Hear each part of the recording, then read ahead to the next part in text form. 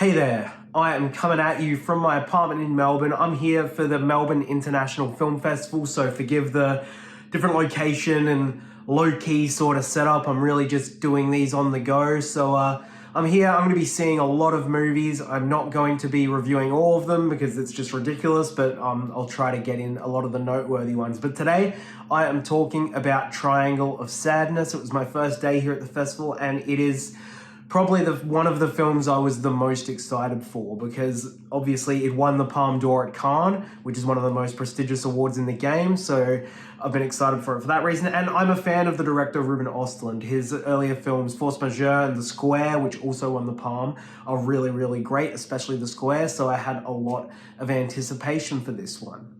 Much like most of Ostlund's films, Triangle of Sadness is a social satire, and this time he is taking on rich capitalists. I don't want to, again, this is a film that's probably best experienced going in pretty blind, but if there is a protagonist, it's this couple we center on, called Carl and Yaya, played by Dickinson and Charlbi Dean. And Dickinson's been popping up in a lot of stuff lately, and he was really, really good in this, I thought. But yeah, they play this sort of model influencer couple, and they get the opportunity to go on this yacht cruise for free. In there, we meet a bunch of other rich characters, and then things go off the rails in certain ways, and, you know, there's a lot of stuff about class difference and sort of these sorts of characters being pitted against lower economic members of the crew and everything like that, and just chaos ensues. Like, I'm sure if you've really been reading about this movie, you would have heard a lot of stuff, but if you haven't, just go into this one blind because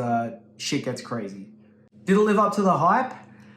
Not quite for me. Don't get me wrong, this is a really good time, and it was like, I miss the film festival atmosphere, so being in a packed house, big screen, crowd that was into it, a really, really great time, because this film really does contain some of the funniest moments you'll see all year, especially during this middle section on the yacht. So yeah, the experience of watching this with a crowd, 100% worth it, 100% recommended. I just think this film has a bit too much fat on it, and the satire doesn't hit quite as hard as it has in Ostlund's previous films. There's the opening 20 to 30 or so minutes when we're just getting to know Carl and Yaya. They feel a little redundant. I feel like you could have chopped a lot of that off. And then there's also a third part on the end of the film that I think the film really starts to lose steam, save for a few really great performances carrying it in there. And the performances probably are the highlight of this film, aside from some of these crazy funny set pieces. And two people I really want to shout out are Zlatko Buric, who plays this fertilizer salesman on the ship, and he's really natural, really funny. And the other one is Dolly, who plays a cleaning lady. She doesn't come into play until much later in the film, but she really shines too. And I also thought Dickinson was great. Woody Harrelson is really funny as the ship's captain, and I wish the film had a lot more of him in it. But yeah, overall, I just think this film probably could have been 40 minutes shorter and really benefited from that, because everything on the yacht is kind of exceptional and I was loving it, but it loses steam either side of that. And in terms of its satire, it's about as sharp as a butter knife. Like, it's good, you know, we love shitting on the rich, and they're easy targets, and this film doesn't really do it in any sort of interesting way. And I also kind of don't think it really went hard enough. It goes very hard in some ways, but also, I don't know, a lot of it just feels like light ribbing, and scenes go on for way too long. And I felt they really actually could have taken these rich pricks by the throat a lot more than they did. It's kind of anti-capitalist cinema that's still palatable for rich capitalists, which is like, you know, why it won the Palme d'Or. You know, it's why Parasite won the Palme d'Or. It's like rich people see these movies and the point of it goes over their heads and they want to award it so they can seem self-aware. So yeah, I don't know how I feel about it as a Palme d'Or choice. I haven't seen anything else it was up against, but I will be seeing a few at MIFF, so I'll be able to compare some apples and oranges maybe there. But yeah, I definitely don't think it stands up to The Square. It's a very fun movie, but I think it's just Ostlund kind of retreading what he's done before, and he takes this to there's some new stuff in here. There's some stuff you haven't seen before. There's some outrageous stuff, but I just don't think it quite does enough.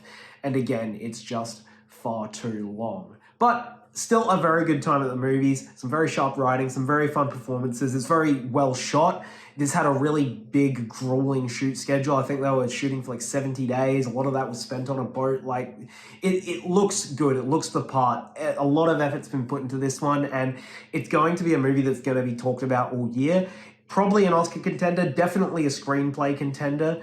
It's mostly in English, so it won't be another foreign language contender for Ruben Ostlund, but it's definitely going to be one of the most hotly anticipated art film releases of the year.